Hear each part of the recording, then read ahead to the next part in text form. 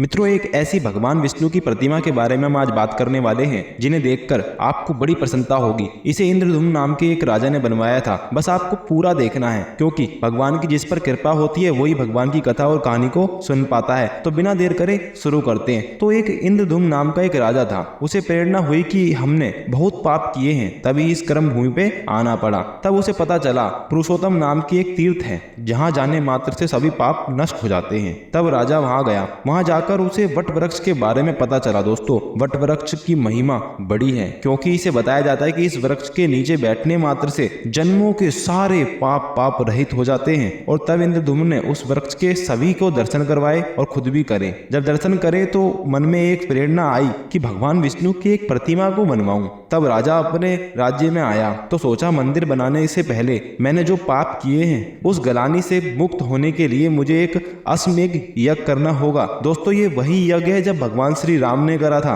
आप सबको याद होगा, आपने रामायण देखी होगी। तब इंद्रधुम्न ने दूर दूर से राजाओं को अश्वमेध यज्ञ की सूचना दी और अपने दूतों को भेजकर पृथ्वी के लाखों ब्राह्मण, संत, तपस्वी, योगियों को बुलाया जो जंगलों में काफी वर्षों से तपस्या में लीन थे। वो भी उस यज्ञ में आए। फिर राजा और समस्त लोग उस यज्ञ को सफलता पूर्वक करने की तैयारी में लग गए। राजा ने फिर अपने मंत्रियों से कहकर सभी दूर दूर से आए संतों को, ब्राह्मणों को इस रहने की उचित व्यवस्था करवाई। फिर सब ब्राह्मणों ने उस यज्ञ को किया और भगवान की बहुत स्तुतियां की। और यज्ञ सफलता पूर्वक होने के पश्चात राजा भगवान के दर्शन चाहता था, परंतु उसे दर्शन नहीं हुए। तब राजा अपने विश्राम गृह में गया। तब मंदिर बनाने की चिंता उसे खाई जा रही थी। तब वो इसी चिंता के साथ सो गया। तब भगवान साक्षात नारायण उसके सपने में आए और बोले, राजन, हम तुमसे प्रसन्न हैं। तुमने जो जगत कल्याण हेतु यज्ञ किया है वो काफी कल्याणकारी है। तब इंद्रधुम्न भगवान को देखकर स्तुति करने लगा और बोलने लगा, हे वासुदेव, आपको नमस्कार है। हे मोक्ष कारण, आपको नमस्कार है। हे अखिल लोकों के स्वामी, आपको नमस्कार है। हे मधुसूदन, आपके स्मरण मात्र से सभी पापों का नाश हो जाता है। हे नारायण भक्तवत्सल, मुझ पर प्रसन्न हो। मैं सैकड़ों नाना दुखों से पीड़ित, हर्ष शोकों से समन्वित कर्म जाल में आसक्त होकर महाभयंकर संसार सागर में गिर चुका हूँ। हे नाथ, मैं कई जन्म ले चुका हूँ। मैं कभी कुत्ता, बिल्ली, शेर, कीड़ा, खरगोश, माता पिता,